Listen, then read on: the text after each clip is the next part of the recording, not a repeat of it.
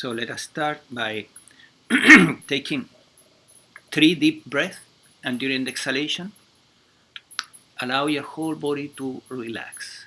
Let us inhale and exhale, relaxing. Allow your whole body to relax.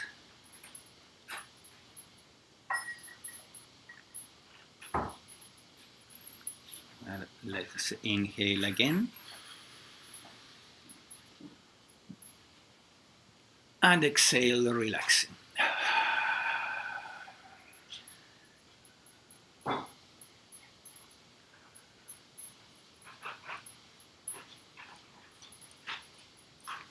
And once more, inhale deeply. And exhale, relaxing. Allow all muscles to relax.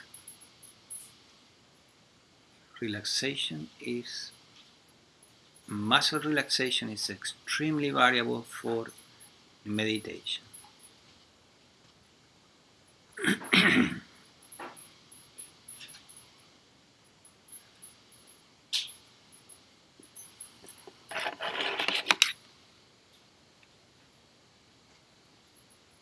So now feel your feet. Bring the attention to your feet. And allow all muscles in your feet to relax.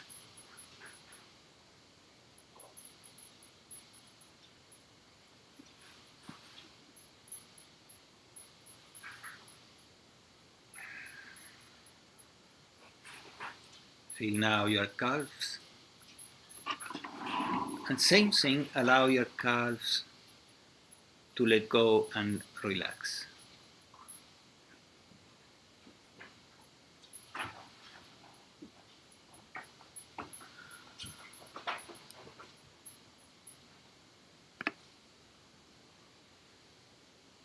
Bring the attention to your thighs. And allow your thighs to relax.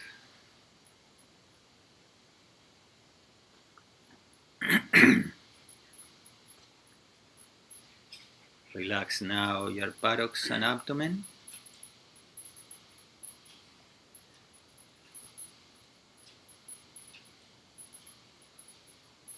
And relax also your stomach.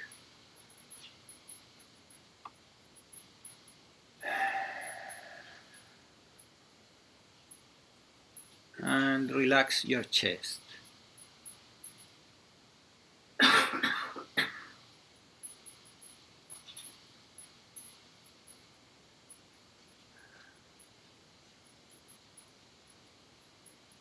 Relax now your shoulders and arms.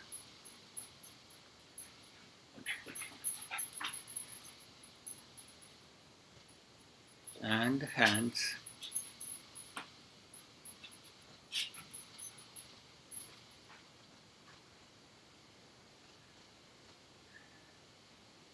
And take a moment to most especially relax your neck, front,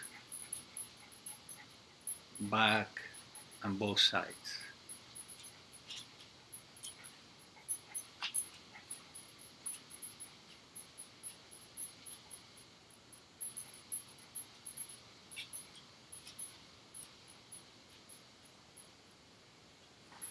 Relax now your back from the coccyx to the neck.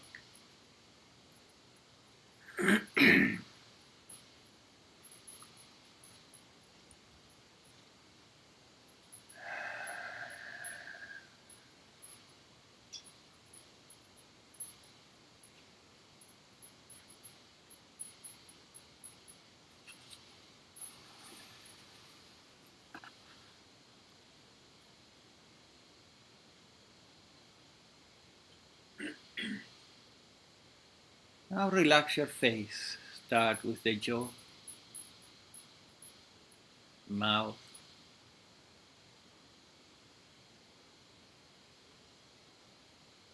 cheeks and nose.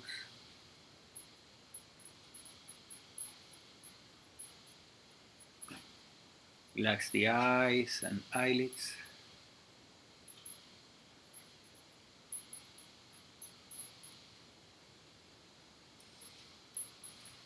Imagine your eyes like floating in a sea of tranquility.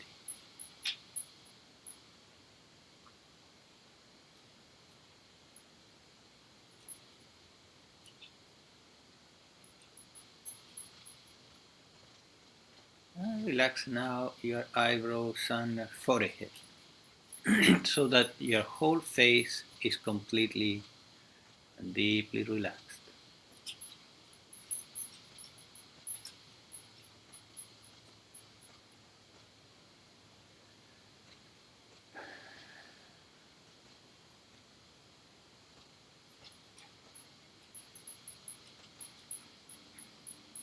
Relax now your scalp and ears.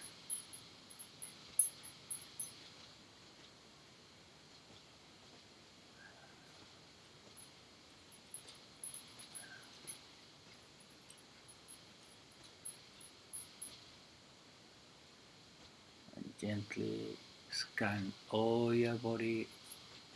And if you find any tension, just let it go.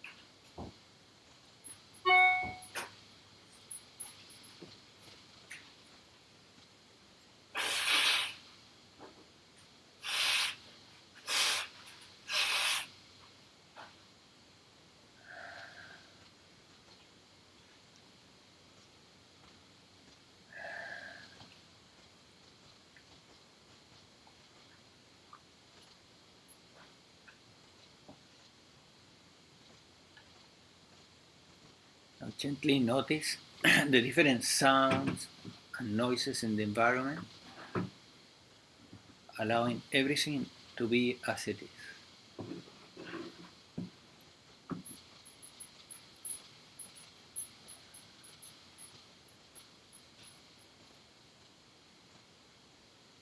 Notice all of them at the same time as if you have spherical hearing, which is the case.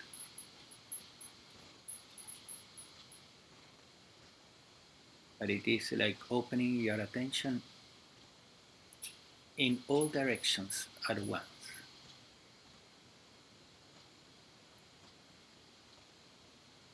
Hearing from all directions at once.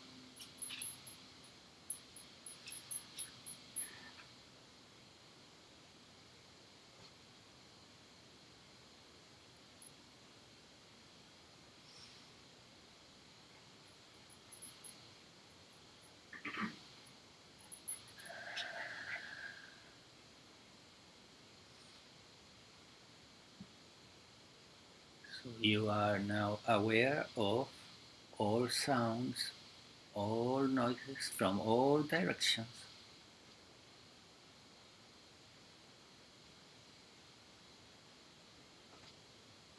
and simply step back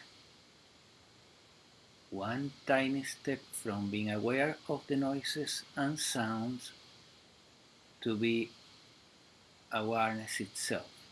So just gently step back and rest as awareness, forgetting all sounds.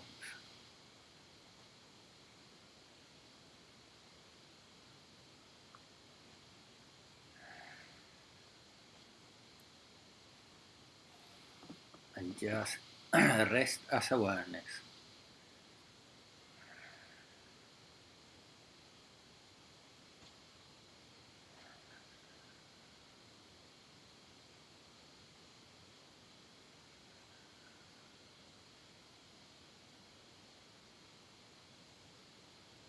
It is as simple as forgetting all sounds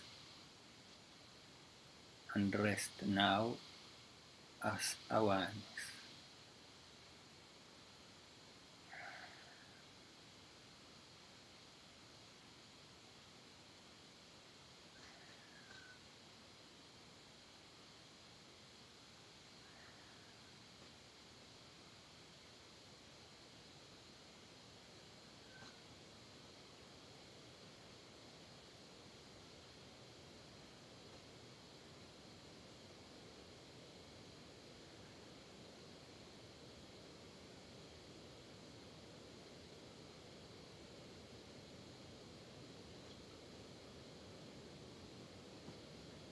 Forget all sensations, thoughts and feelings, and just rest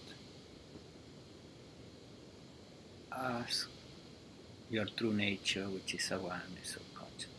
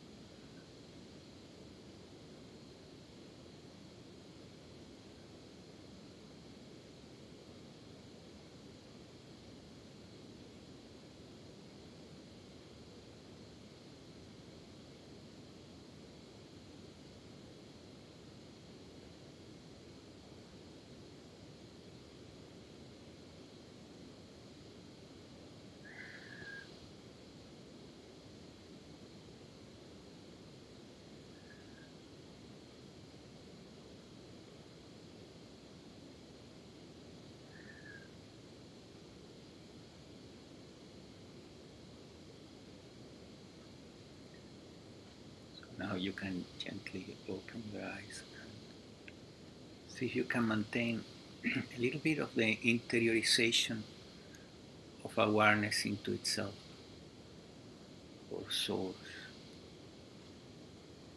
even with eyes open, so that you don't become completely disconnected.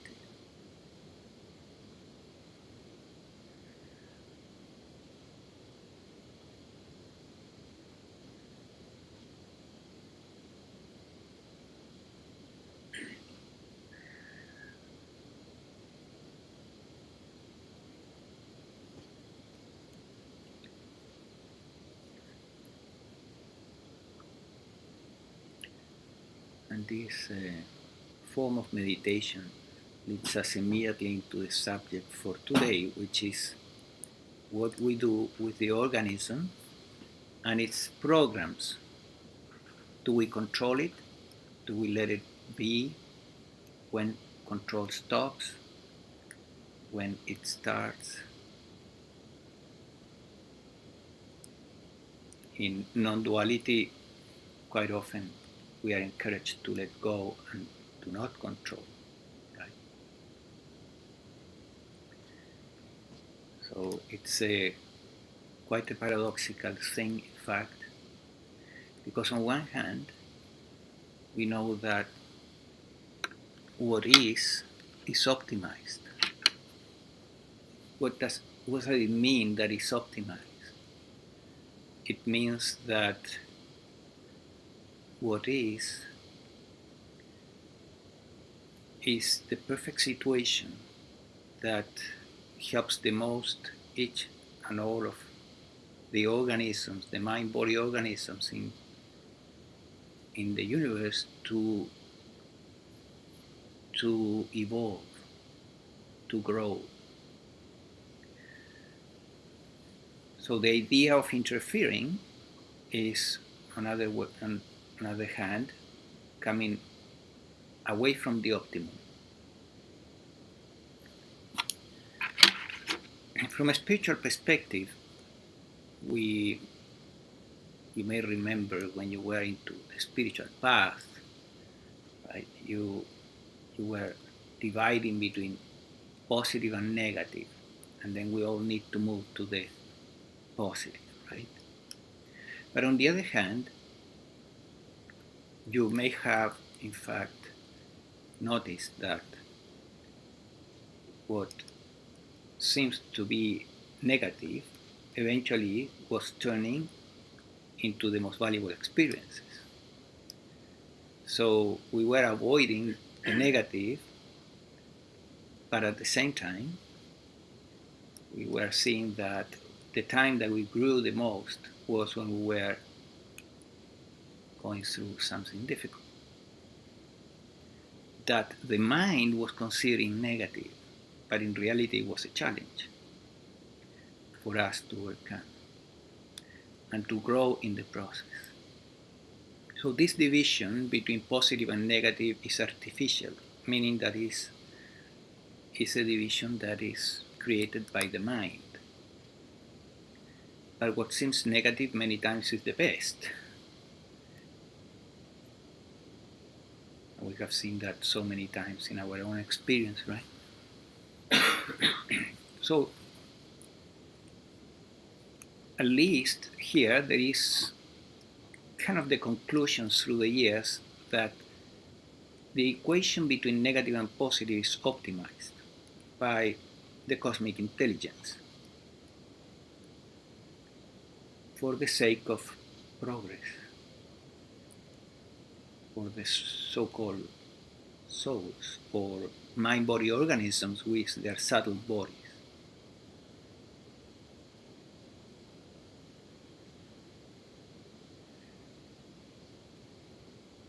And still that's a belief, right?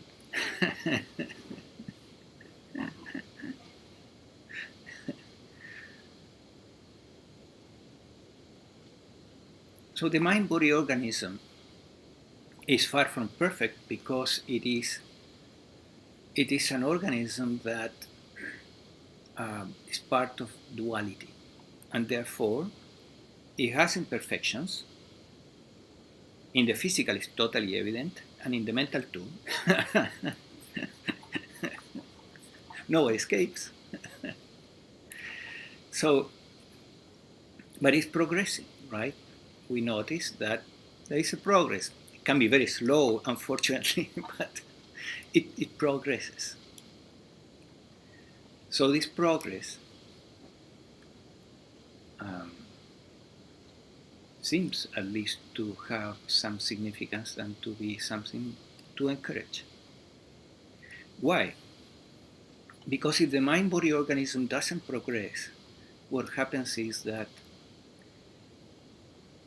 there will be emotional issues and mental issues and physical issues that will have enough strength and intensity to bring you back into identification. So consciousness has created the whole show, but it created it in a way that it has the mind-body organism and this life in duality is a good match for it. Otherwise, it would be boring, right? So what does it mean that it's a good match to it? It means that these organisms, these mind-body organisms, have the capacity to put consciousness to sleep, to bring it into identification. And what does it mean to be in identification? It means that what is happening to the organism is understood or perceived as is happening to me. It's not, obviously it's not. Anyone that has awakened will tell you, no, it's not happening to you, it's happening to the mind-body organism, it's not happening to you.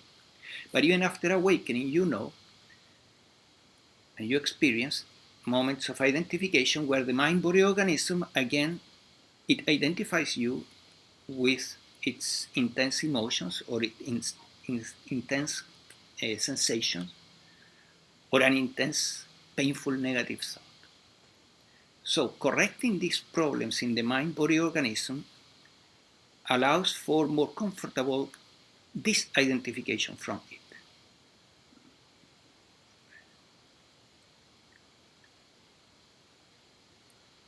So there is value in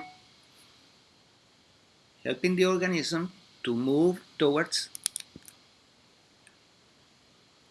a better functioning, a higher functioning, to solve its issues, physical and mental, and energetic also, at the energy level.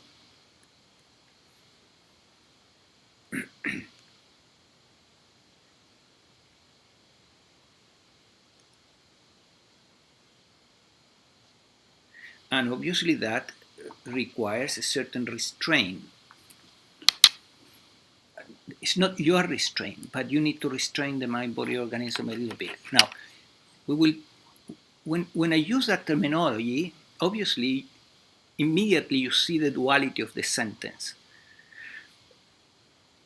There is a subject that needs to control the behavior of an object, which is the mind-body organism. So language is describing here something that needs to be clarified.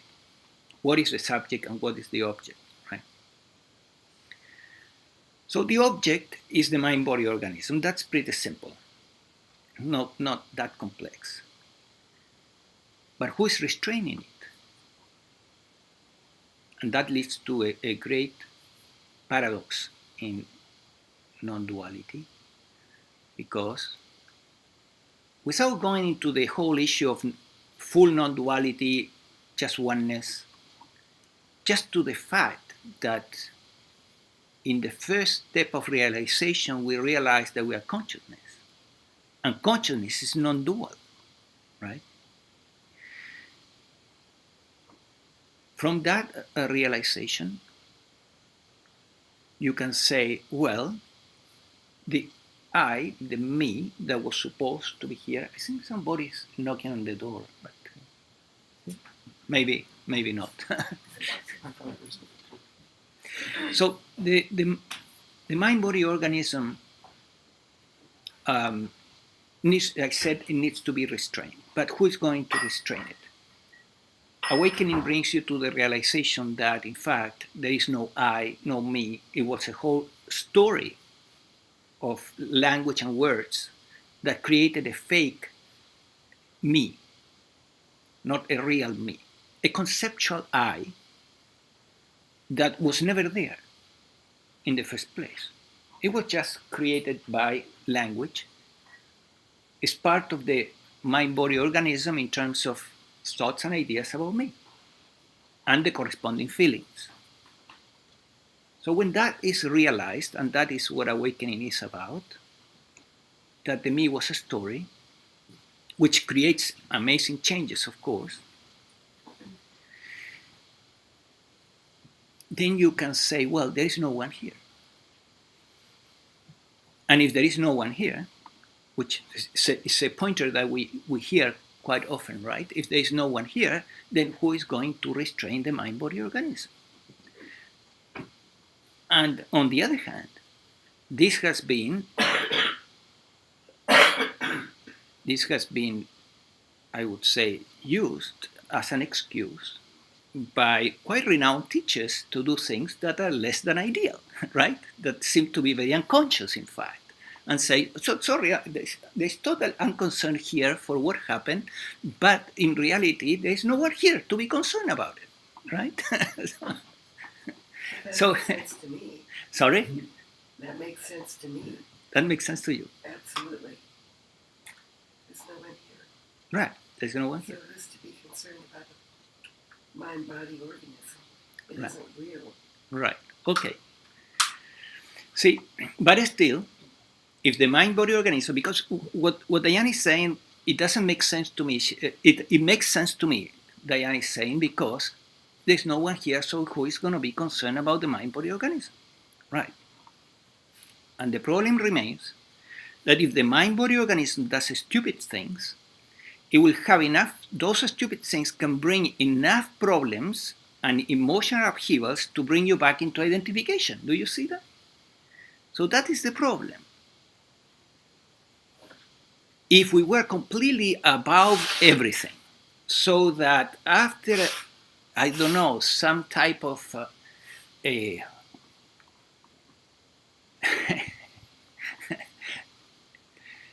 extraordinary awakening where you are like Ramana Maharshi into a total obliviousness of the whole thing and you never experience any identification, okay, but it's not the case. Because we all know that awakening comes, and for the most part, to most individuals, they realize that there is no one there, but still identification happens. Moments of identification do happen, and especially under the effect of a high emotional problem, an emotional problem that is loaded, or an extremely painful sensation. An experience that really challenges your very survival, not your very survival, but the very survival of the mind-body organism. Like Nisargadatta, for example, he was so up there, and when his doctor told him that he had cancer, Nisargadatta confessed that he had a moment of identification and fear.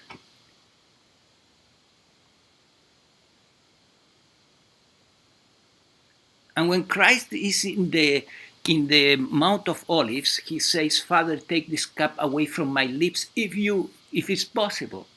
That means that he's recognizing that what is coming is so painful that it may bring him into identification, and he wants that thing, if it's possible, not to happen.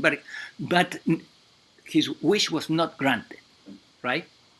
For the benefit of everyone. That's the story, right? So we're not completely free from identification until you are totally, absolutely free of identification.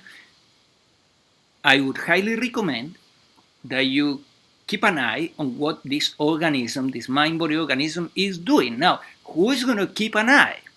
That's the interesting question again, because there is no one here, right? So who's going to keep the eye on that? Right? The question, the paradox still is there. So let's try to solve, to give an answer that may be satisfying for the intellect.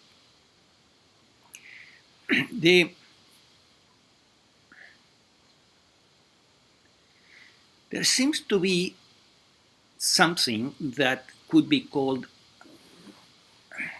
you can call it in any way you want, okay? But it has to be lived in order to, or experienced in order to identify what it is. So I'm just inventing a word that may come close or not, but I would call it abiding. Abiding. What abiding is, or seems to be, is like, picture when you have a coat, right? And you grab the coat and you put it and you keep it tight to your body, and it's like now the coat and you are the same. Yeah, that would be like abiding in the coat. Well, the identification with now not with a thing but with consciousness itself can have that quality, in the sense that when there is this strong identification not with something else but with just consciousness, there is a sense of abiding there, and there is a sense that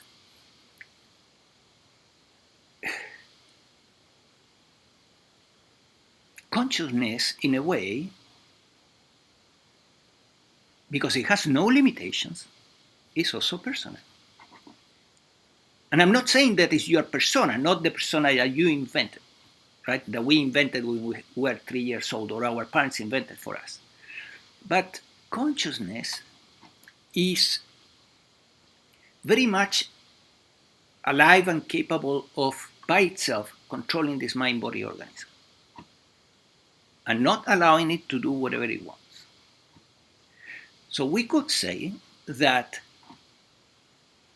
after awakening especially, the controlling that thing called the mind-body organism and setting limits to it is a good idea, no doubt, so that we don't go back into identification, and is done by consciousness itself.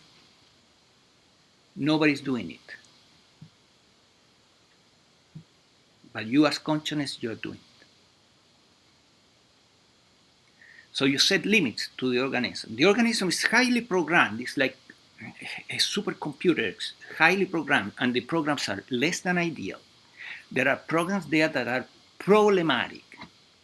And even you as consciousness, I guarantee you that you have created as consciousness, we all have created as consciousness, a mind-body organism that is enough challenging for you to, and it will not be easy to control it. If you think that you have complete power of the mind organism because you are consciousness, yes, it's true.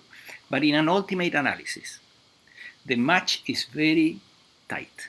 Yeah? And you will have to make an effort to control.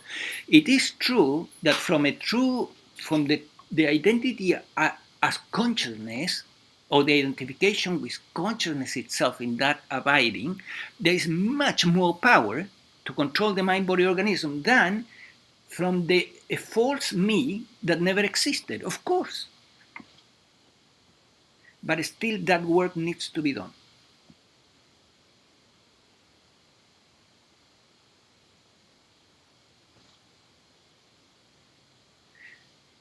When this identification with the mind-body organism and with all its sensations and feelings and emotions and so on has become so solidified that you are beyond everything, then give up all control. In the meantime, I highly recommend that you use common sense.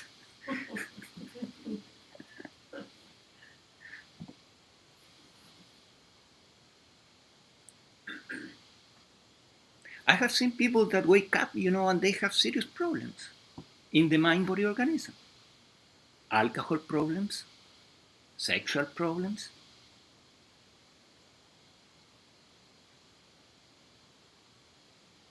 eating disorder problems. And if you wake up and you say, well, there is now nobody here, the mind-body organism can go rampant into all these addictions to begin with, and many more other things. Because awakening doesn't make the mind-body organism perfect at all, Yes, Diane, please. You were going to say something? No? I'm sorry. Okay. It's kind of like reminds me of something that you said to me the other day, from the perspective of most people that pray. It's like backwards. It's like you said, I forget what you called it. There was a type of Buddhism. The one type is mind, body, organism praying to God. But the reverse of that is the consciousness controlling the mind, body, organism. So it's kind of like when you look at it that way, then you have more control. Yes. That kind of seems to right. Yes, what Mindy is saying she reminded me of something that we have discussed in a previous satsang, which is, it's very simple. It's when you were into the bhakti yoga path, perhaps some of you were there, and you were praying to God and trying to get the attention of the divine to get what you wanted, even if you were looking for liberation, which is the highest prayer or enlightenment. And then in the path of bhakti yoga, you are encouraged to purify your inner dialogue here in the head, right? Your mental regurgitations, right? Which they keep going, not because now you're a bhakti, your mind is silent. Then you're encouraged to purify this internal dialogue by using it to talk to God. And in some traditions it's called practicing the presence of God. And they will encourage you to talk to God. Yeah. So it's supposed to do something positive, which in some cases may be useful. I remember when I was in that bhakti path, I would say that it was not that useful. And the problem with the technique is that it encourages identification with the me. So here is me talking to God outside, right? So you identify yourself even further and deeper into I am this little being outside God, talking to it. Before the bhakti path, it was even worse. Before you entered the bhakti path, you were having a dialogue here that it was me talking to me. I am talking to myself, right? Me, a false entity, talking to me, another false entity. The result is just, illusion. So your internal dialogue is constantly sustaining the false, sustaining the identification with the me. It's a horrible, horrible way to live. And it's the way most of the population, most of people in this world live, in that internal dialogue that is sustaining constantly the illusion of the me.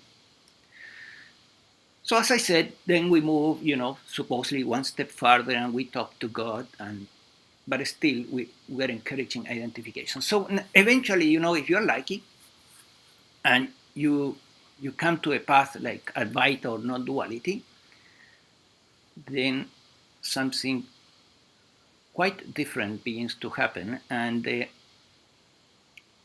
you will be encouraged to do a different trick, which is instead of talking to God,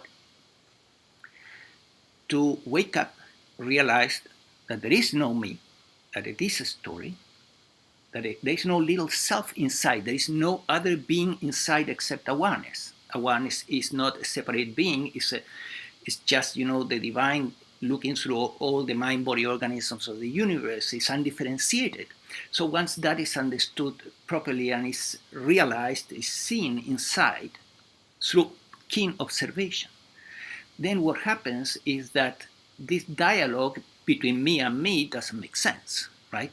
And this dialogue between me and God doesn't make sense either, right? Because you are God. You realize that the divine is you and you are the divine, and there cannot be any other possibility. So now you can say, well, the Buddhist texts and the other scriptures, they talk about the Buddhic mind and the lower mind. And they say that in the Buddhic mind or the higher mind, these are thoughts, same as the lower mind is thoughts, basically. So the higher mind or the Buddhic mind are thoughts that come directly from consciousness. That consciousness is controlling the mental process, right? And the thoughts are generated from consciousness. So, okay, now then we can do that. The awakening brings the awakening of the Buddhic mind, which are thoughts that come from consciousness, and now you can use that thinking process to talk now to the organism, So now you are, to use the word God, now you are God and you're talking to the mind-body organism, and that creates detachment from the mind-body organism instead of identification, like in the Bhakti path. So that is a very nice step forward in the process of embodiment, because awakening may have happened already. The identification with consciousness is already there, and still, this dialogue needs to be purified. It needs to the internal dialogue has to be based on truth, not on the. Now, if you can actually obliterate the dialogue and have a totally quiet mind, by all means, that's even better, right? But it depends on the type of brain that you have. Some brains will do that. They will quiet, yeah, and other brains will keep going. so you need to choose according to the situation. If you can completely quiet the mind all the time, you don't need to do this trick. If you cannot, I highly recommend that you as consciousness, you take control of the mind, yeah, and in your internal dialogue, you talk to the organism instead of talking me to me or me to God. And in this talking to the organism, it comes great power to encourage the mind-body organism, to help the organism to shift, to change, to become more flexible, more free of habits, free of wrong habits, free of addictions, free of all the things that in potential can bring you back into identification. So you use this dialogue. How you use this dialogue is picture that you as consciousness, you are the best counselor your mind-body organism can ever have, right? Because it's a counseling that happens instantaneously, in the moment, in the here and now, when the problem is going on. You don't need to wait for the next appointment with your psychotherapist. No, it happens in the here and now immediately. You tune with, you talk from the perspective, you identify yourself with consciousness, and then you talk to the body and you advise the body in the right direction, right?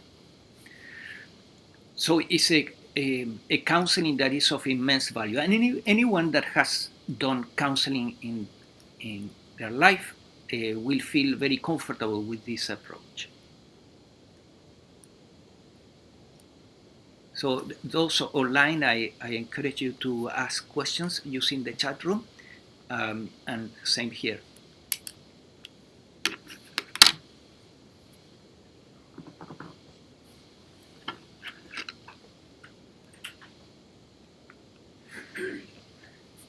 Sorry if I use these sunglasses at this time of the day. It looks funny, I know, but these eyes are having a kind of a photosensitivity these days that is uncomfortable. My mind organism, this looks really cool. Yes. When people talk about consciousness, they often make it sound like it's a very passive nothing. And from my experience, consciousness is much more active.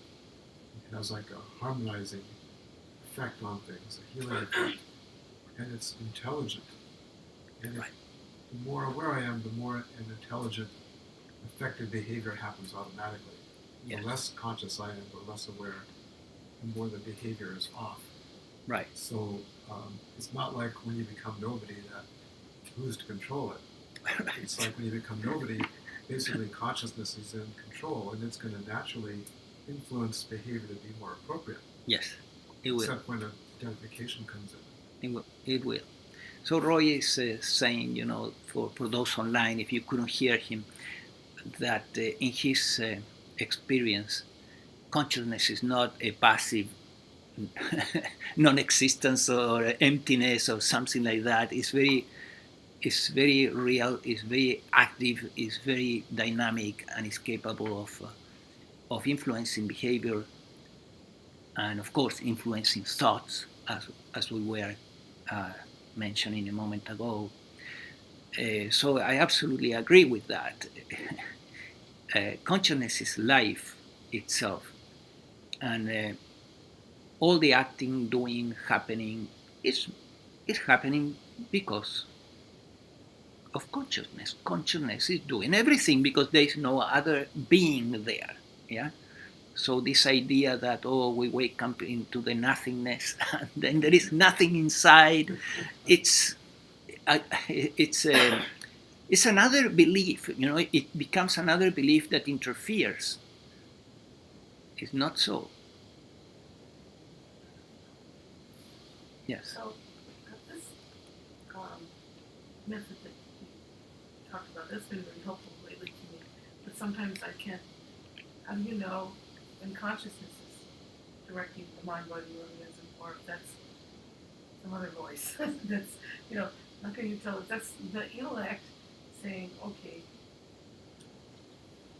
Yes, you're trying to discern when that voice is the Buddhic mind or is the lower mind acting. Yes. I can tell when I've recently been talking to other people and came out with some great stuff to tell them, like friends, Right. They're like, wow, that was really insightful, and it just came through like that. That's right. Kind of like when music comes Right. through.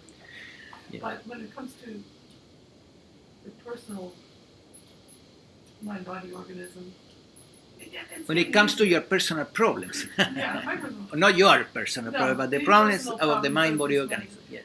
It's getting easier from that perspective. It's helped me really a lot. But then I have to just really make sure that that's the Buddhist mind talking, Right. and not just. Okay, so Mindy is saying, okay, how we discern if when we are, under the challenge of something that really affects the mind-body organism, that really creates intense emotions or intense sensations of pain, and how we can discern that the thoughts that are coming into the mind are really coming from consciousness with the wisdom that comes from consciousness, or they are coming from the lower mind and the mind-body organism with its complaints and with its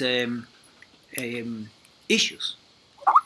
And I would say that the one of the fundamental things here is the word complain.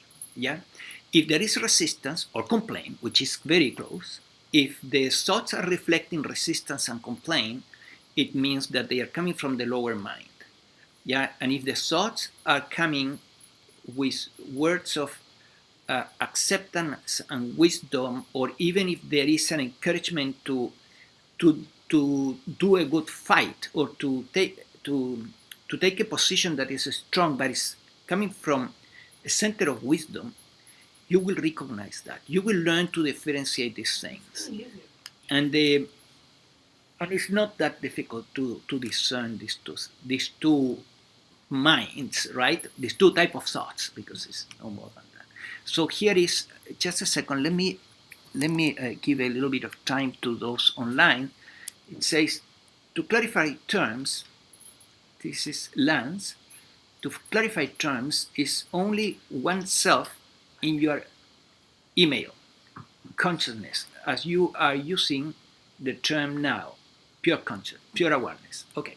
Yes, obviously there is only one consciousness, one awareness, one self, seeing through the mind-body organism of countless beings through the universe. It's just one. There is no two. Not a second consciousness. So, inside the mind-body organism, there is only the divine consciousness or the cosmic consciousness looking through it.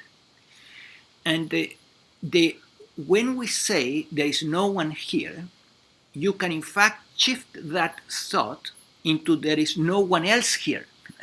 Yeah? There is just consciousness and there is no one else here. And in fact, I would say that it's a better pointer than there is no one here that has created problems, because when we say there is no one here, then people conclude then there is no one here to do anything, there is no one here to control anything, there is no one here. And you see how this can create confusion, and then big confusion, because eventually this brings problems that lead to identification. I hope that answers your question, Lance. If not, please let me know. I will try again.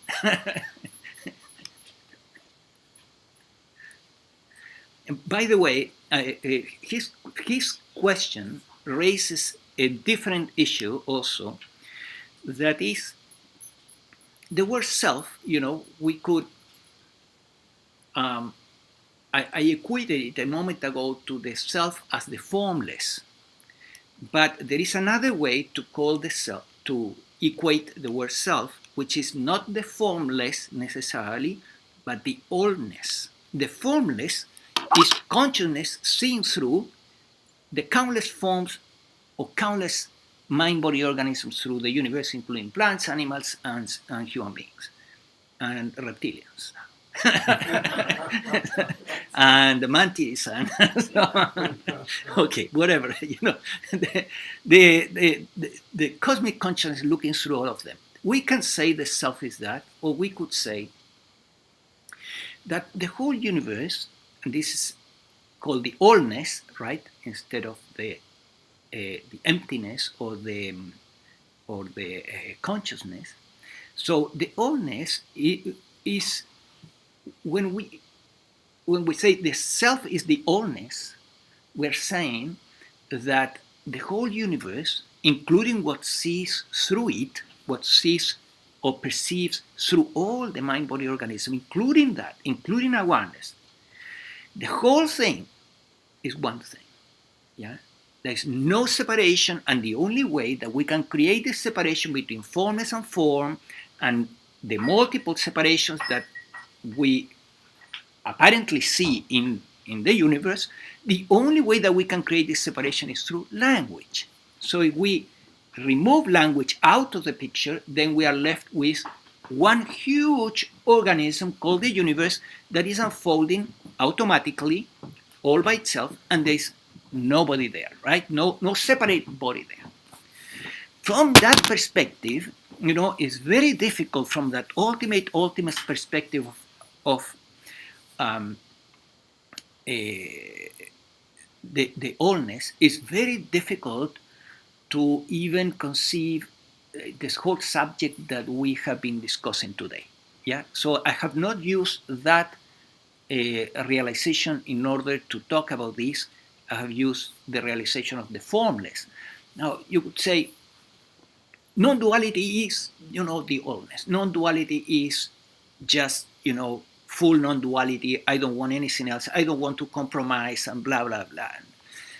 I understand that. But the problem is that I think we are talking about something that has been explained in the scriptures as, and this is an interpretation, okay? And it may be completely wrong, but let's try. It seems to be the explanation for the words of Christ that says nobody goes to the Father if it's not through me, which means nobody goes to the oneness or allness if it's not through the formless first, which means that before you attain the realization that you are everything, it's easier to attain the realization, and it's necessary, at least for a lot of people, to attain the realization that you are pure consciousness, that you are the consciousness in the universe. The formless, not the allness, including all forms. So, in yoga, this might have been described as Christ consciousness versus cosmic consciousness in the teachings, for example, of Yogananda. He separated these two, yeah? Where Christ consciousness would be, Christ means consciousness, so it's a kind of it's redundant, but anyway, it means, the abiding as pure consciousness or the formless, attaining that realization, at least in his teachings, has to do with opening the center in between the eyes, and then the next step is cosmic consciousness, which has to do with the crown chakra or crown center. These are things that you don't need to be concerned about whatsoever, but just for the sake of clarification. So, Roy, you wanted to ask a I question. just wanted to comment on maybe you were asking like how to differentiate between thoughts that are coming from ego versus thoughts that are coming from awareness. And one thing came to mind is thoughts that are concerned with gain or loss might be ego-based. Well, I mean, like when you're trying to solve a problem and you want to come from the place of consciousness, I want to make sure that the answers that are coming through me are not the ego and consciousness. I mean, it's getting easier. Let me, for those online, let me clarify what Roy said, because it's an excellent tool to discern what Mindy is saying, which is, well, when we know, that the thoughts are coming from the ego, are coming from the Buddhic mind or consciousness, then he says thoughts that come from the ego will have a connection with either gain or loss, and I really like that because that's exactly what the ego is, as a mechanism, as a mental mechanism, is concerned about, is what is here for me, right? And will I lose something? What if I lose something? So the ego is a machine that is constantly spinning around that, and that can give you an excellent, pointer to see where your thoughts are coming from. Yes, Mindy. Oh no, that was really excellent. Okay. That was excellent, helpful. Okay, good. Thank you. Here, Jim is saying, is the formless the same as emptiness? Yes, I would say so. The formless is the same as emptiness. Now,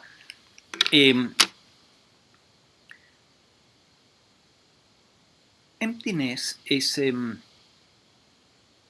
a term that perhaps I would reserve it to an aspect of consciousness.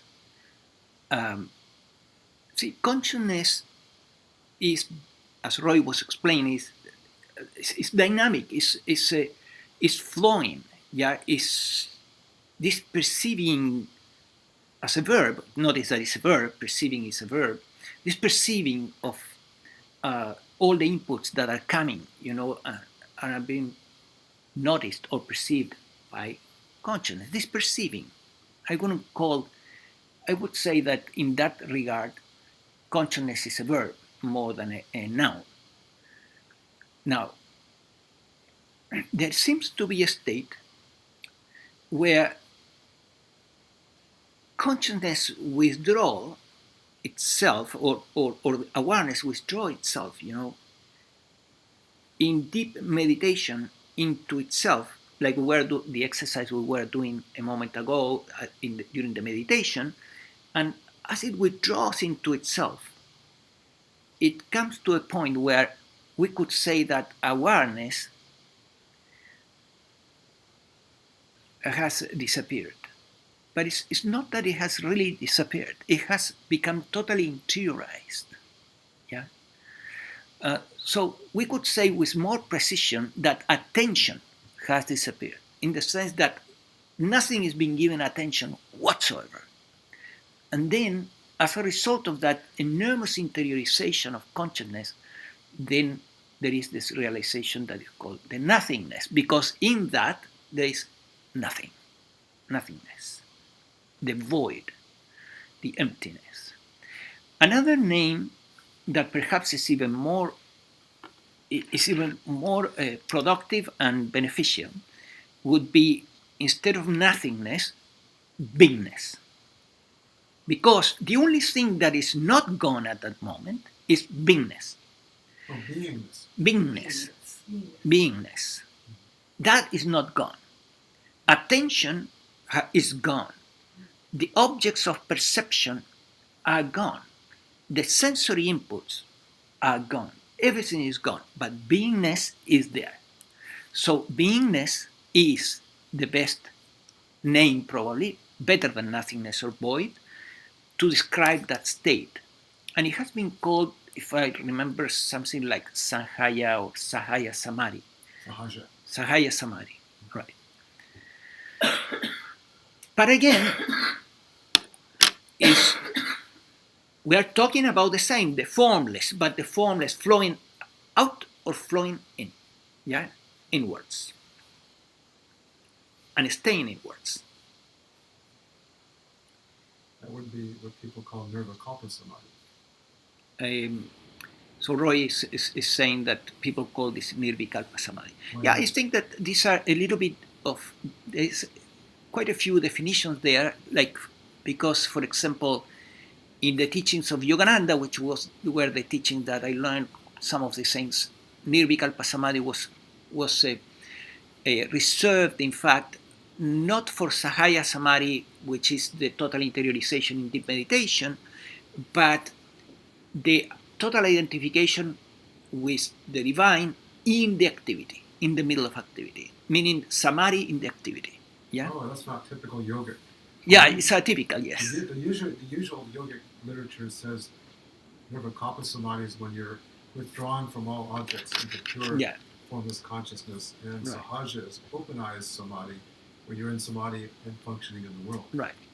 So Roy is saying that would be, Yogananda might have been an atypical definition. But anyway, these are definitions. Is just that, and these things are experiences available, and that's all. The pursuing of spiritual experiences is something that I would say that it's not desirable, because it will put you in a spin, turning you into a seeker again. Yeah. So once the awakening happens and you realize that never was me, it's a good idea to stop the search. And it's still paradoxical, because the mind-body organism is far from perfect, so still there will be there some level of search, but it will be devoid of what could be rightly called spiritual anxiety. The spiritual anxiety of having to attain or obtain some particular spiritual experiences or group of spiritual experiences, which is something that kind of accompanies every seeker throughout their search. It's kind of a quiet desperation. I'm trying hard and meditating so much, and it's not happening, and all of that. That is a whole mental conundrum around seeking that creates a lot of unhappiness.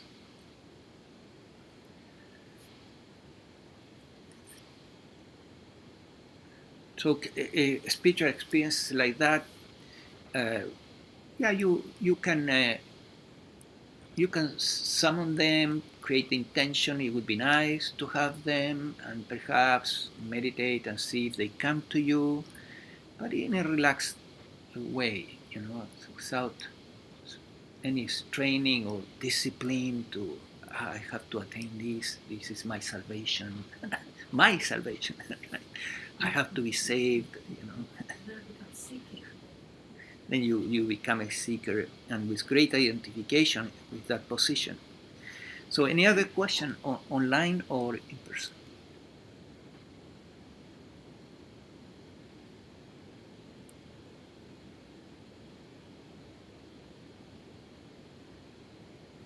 I think in the email you said that you were going to talk about how not to get caught up in egoic behavior even after awakening. Okay, so Roy is saying that in the email I said how to not get caught in ego behaviors after awakening.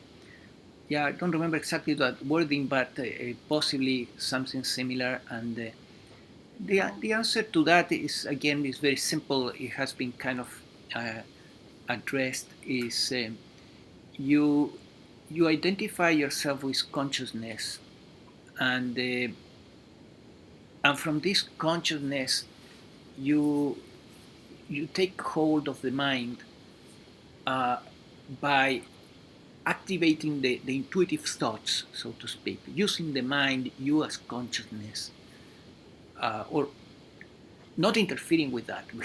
That's another way to put it. And then from that, you guide the organism towards behaviors that are guided by wisdom. Wisdom is not um, it's not just realizing that you are the formless, or realizing that you are the allness. It also needs to be embodied in behavior, meaning that in behavior our the actions of the mind body organism have to reflect wisdom. The thoughts of the mind body organism need to reflect wisdom. The feelings of the mind body organism need to reflect wisdom. Wisdom needs to be reflected, embodied in all these levels and aspects. Now, good luck. It's an ideal, don't take it too seriously. See, as long as there is this identification, then this game of bringing the mind-body organism into alignment, and failing miserably many times, it becomes fun. Yeah, not a big deal. It's not a big deal. It's not a serious business.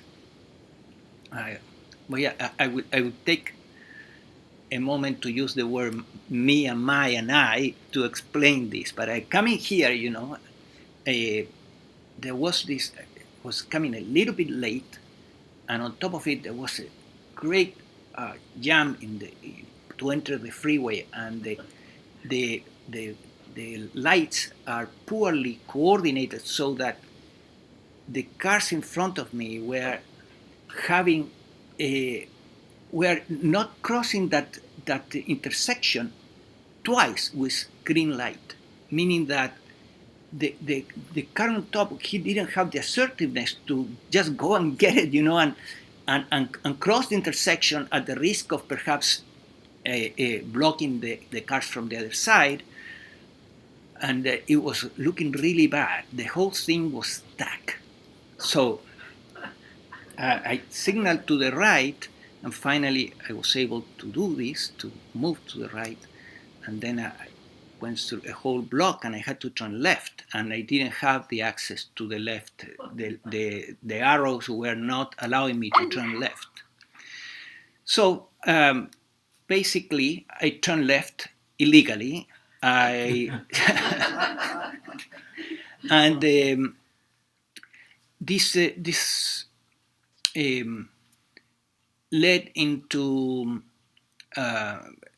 taking some risk to get a ticket, and then I moved eventually towards the freeway. Still was jammed. I had to wait, and there was this real having fun with what the organism had done, which seemed to be more like a teenager driving than a 60-year-old man, driving that truck. But so in the dialogue with the organism, there was this, hey, calm down, and what are you doing? You're 60 already. You shouldn't be doing those things.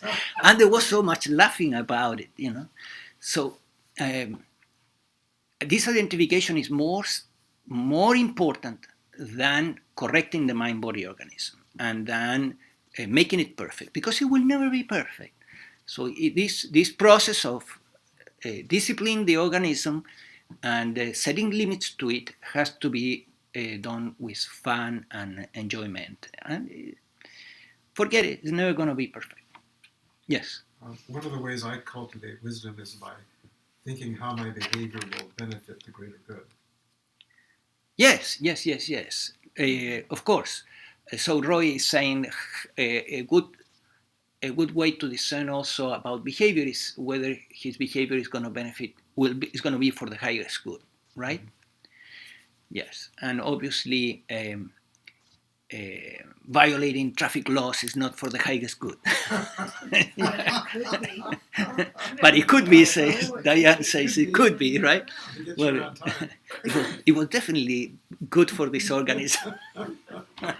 Good for the satsang. I know the Bible at heart. I love to violate rules. Diane loves to violate rules. See, that's her mind-body organism talking there. You know, she loves to violate rules. Yes, the human rules, you know, are there to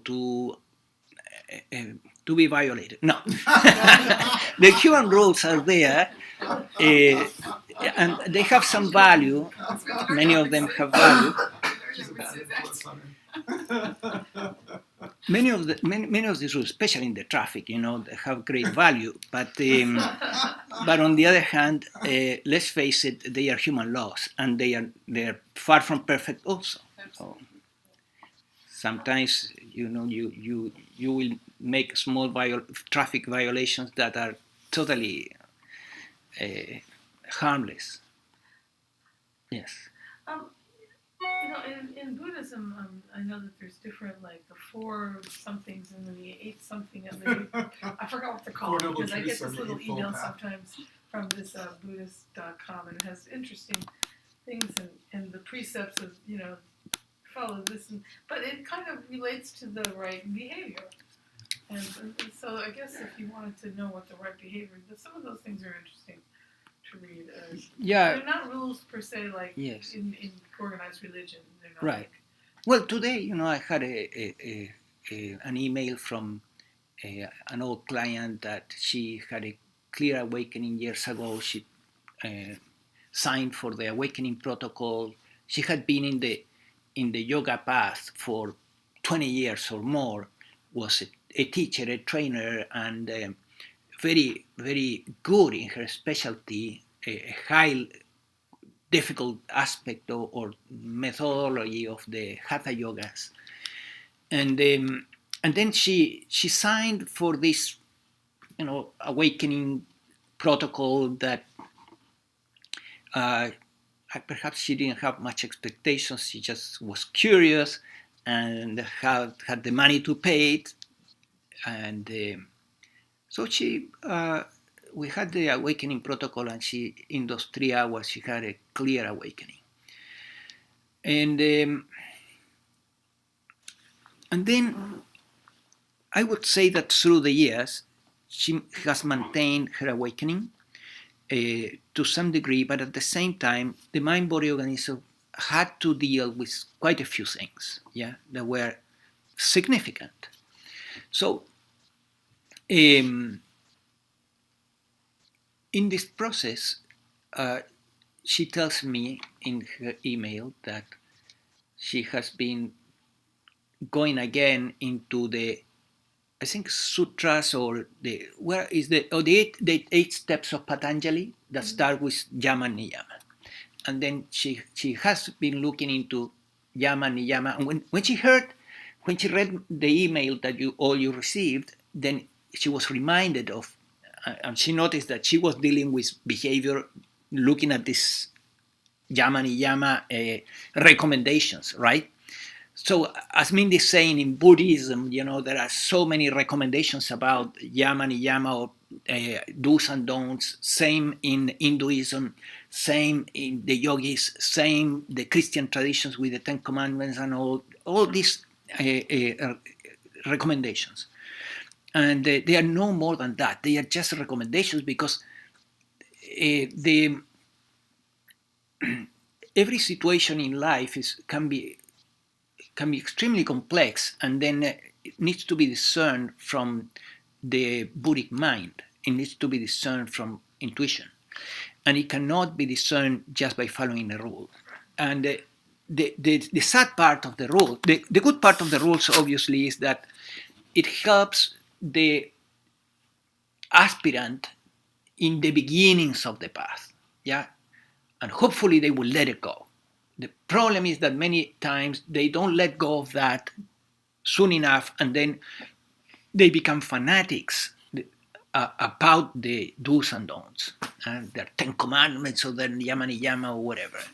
And then with this, then it becomes more an obstacle to growth than something that helps. It's meant to be for individuals that are at the beginning of the path. Once you are connecting really with intuition, you need to let go of those things.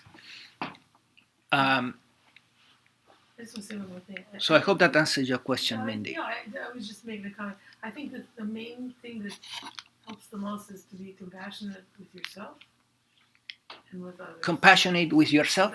I would say that what really helps is to be compassionate with the mind-body organism. It's an imperfect mechanism, right? So let's see how language can produce an immense confusion, because if I say myself, then I'm recognizing that there is a little self here that is separated from consciousness, and that thing is the very corner of illusion. So there is no separate self. Really, there is no little self. There is no little consciousness there, not here, not there, not everywhere. And that is, the essence of the whole teachings of Advaita and non-duality. So words where the word self is included need to be used very carefully, like yourself, self-respect, self-esteem, self-development, self-concept. All these self-something are very confusing words for the seeker, and they promote exactly what you don't want to have in your life, which is confusion and identification with a false little self that is not there. What I really mean is compassion for the mind-body organism. Yes, compassion for the mind-body organism is perfectly clear, because it will keep you away from that identification. However, when you talk to people, it's very difficult to replace self-respect by something else, right? Because that's what society, because that's what we have an agreement about, that it means that, even though if we can, in aparte, clarify what we mean, there is no one word. There is a sentence, but there is no one word. Yes, this is a problem with the language that is very real. What Evelyn is saying, she's saying, well, language is an agreement, right? So let's say you are giving a talk to people that have no idea of non-duality, and you need to use the idea, the concept of self-respect or self-worth or self-whatever. And then instead of that, you say, well, and respect for the mind-body organism, and they will look at you like, what? What are you saying, right? So, yes, because language is an agreement, right? So when we violate the agreement with something that is foreign to most people participating, then of course it will create reactions. But most important, is that you have the ideas clear here, that you apply this type of language that comes from non-duality in your own internal dialogue, so that doesn't lead you into identification and confusion. And when the word self comes into your head here, don't use it. Just use the word mind-body organism. And then you will not be confused. When you need to give a talk to individuals that have no idea about this, because they are in the first steps of metaphysics, well, you have no choice. You will say self-respect. You will say self-esteem, right? That's okay. Eventually, there is a certain there's a certain value to the metaphysical journey where we are into self-improvement, which in reality is improvement of the mind, body, organism, because you as consciousness, you don't need to be improved whatsoever. But there is a certain value because hopefully that work will produce certain results. What are the results? The results is the removal of some obstacles in the mind, body, organism that are preventing, the organism to work in a more healthy way, physically and mentally. We are really past the time. Let's stop here. I want to mention to all of you three little things. Look, first of all, if you want to give a donation, in the email that I sent to everyone, there's a link, and you can go to a button in our website, and you can make a small donation. The suggested donation is $15 for these satsang events. The other thing is that for those of you that have not gone through the awakening protocol with me, I recommend it. Even if you are already seeing the kind of catching the awakening and becoming more and more established into the awakening state, I recommend it because I have seen over and over that really helps. You can find information in the website by clicking first in a tab that is called, well, in the same email I put a link that goes to that particular page. The second thing I want to mention, or third, is that I offer through the Brain Optimization Institute some tuition-free classes. There are 6 hours of training in either brain optimization with emphasis in nutrition, or life coaching with emphasis in cognitive psychology, or 6 hours of training in psychology of consciousness with emphasis in non-duality. You're welcome to ask for these classes. They are free and they have valuable content. So you just go to the website, you will see a tab at the top, it says free tuition, free classes, and you click there and you will see it's kind of self-explanatory from then on.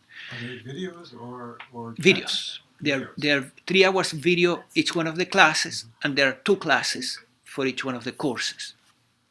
And they're valid for the certification if you later you want to go for the certification. There's also a free test for the brain. Sorry? There's also a free test for the brain to determine your brain. Yes, there is also a free test there in the website if you want to determine the health of your brain from this perspective of the neurotransmitters. Now, of course, is the brain that you as consciousness are using to be able to interface with the physical world. So talk about something important, it's an instrument, it's not you, you're not the brain, but you're using the brain, and the brain has to be in good conditions. So these are valuable, there's valuable information and classes and so on how to keep your brain in the best condition possible. For the same reason, if your brain is totally messed up, even if you have awakened, it will bring you into identifications. Well, if you're awakened and you have Alzheimer's, you may not remember what you're talking about. Yeah, right. And we can avoid an Alzheimer if we understand how to avoid an Alzheimer. So Ray is saying, you may be awakening, but if you get Alzheimer or a severe Parkinson or any of these horrendous neurological diseases that are nowadays available, then you may not be functioning as an awakened being here, at least. Yeah, it's very mysterious. The Jean Klein, for example, was an awakened teacher. Jean Klein. Yes, and he got Parkinson, and it seems that eventually this degenerated into something very, very bad, and therefore the question is, what happened with his awakening at that level? Well, Jim Driver, who was his disciple, he said, no, that sparkling awareness that he was and was identified with was always in his eyes. Well, maybe, I don't know, but if you can avoid an Alzheimer or whatever. Yeah. Yes. How do we know? Maybe people that have Alzheimer's or dementia really are, maybe some of them are awakened. Yes. Diane is saying how we know, because maybe people that are in have those diseases, they are awakened and they can stay awakened. Yes, it's possible. Because It's- they've lost I- their memory. I don't know, They're always in Trapped in the the now. now. They're always in the now. They're always in the now. So- They're always in the now. They're trapped in the now. Well, the last thing I want to mention for those who don't know this, but I offer also sessions of coaching on non-duality or life coaching, if you want to. It's and usually I do this in a set of 12 coaching sessions. I do accept also like an individual that wants to have one session is fine, but usually coaching works better in a set of sessions. So these coaching sessions, like for example, I have an old student that he has been, in contact with me for quite a long time, and then a few days ago he called me and says, I'm going through something very difficult, and I would say he's awakened, and still it was hard, right? So, and I would like to do some sessions with you. So, okay, well, I usually charge $125 for an hour of coaching session, and I offer him a set of 12 sessions for $90, which was something very reasonable. He immediately said, "That's very reasonable. I can do that." So we began doing these sessions, and in 4 sessions, the problem had disappeared, and on top of it, he was having kind of a deepening of his awakening with a beautiful experience into beingness. It has been extremely helpful for him. So this is another option that you may consider, which is having coaching sessions one-on-one instead of having the classes, which I would say is the best, but anyway, it's a personal preference. So any other question? One more question and we go. Didn't you want to talk about your event in December? Sorry? Your event in December? In Joshua Tree. Yeah. There is an event coming in January with a friend that he has been into extraterrestrial civilizations and channeling information from ET intelligence. That in his case he explains that they are advanced benevolent beings. So he has been in this for a long time. He's quite famous in Europe, and he goes to this. He can gather easily hundreds of people in Europe, and here is a bit unknown. However, and he has written several books on this subject. However, he's trying to bring his information here, and there will be this interesting event in 29 Palms. And I will be part of the event presenting with him the non-duality part. So you would say, well, it has to do, something so phenomenal like ETs and life of extraterrestrial civilizations with non-duality. And that's what I will try to explain in the event itself, in one of the talks, as well as there will be, in the event itself, it will be included the awakening protocol. So there will be a whole day devoted to the awakening protocol for 5 or 6 hours, and it will be a group presentation of the awakening protocol, which I have done quite a few times, and several satsangs, and he will present quite an interesting material for those interested in ufology or extraterrestrial life that I think are valuable. So if you are interested, just send me an email and I send you the information. If you haven't received yet through my mailing, if you haven't received the invitation, and I will send an invitation pretty soon. Another invitation. Yes. Are aliens allowed to attend this? Maybe we are. Roy is asking if aliens are allowed. Yes, Roy, you can go. Maybe we are all aliens, so coming from it. You're welcome to go. Aliens are welcome to go. There will be a live stream, right? Yeah, there will be a live stream. Yeah, it will be live streamed too. You will be able to participate from the comfort of your home if you don't like the desert. But I would say, since we're close here in Los Angeles, at least for those of you who live close by, you can go to the desert, which is beautiful. Is there parking spaces for spaceships? Parking spaces for spaceships. There's the whole desert. Spaceships. Okay. All right. We're going too far out there. So take care, guys. Those online, Shalva, Lance, and Jim. Thank you for participating and coming and being with us. You're welcome, Lance. So thank you guys for coming here, and we have something now to eat, and you're welcome to stay and to chat. Take care, guys. Take care, guys.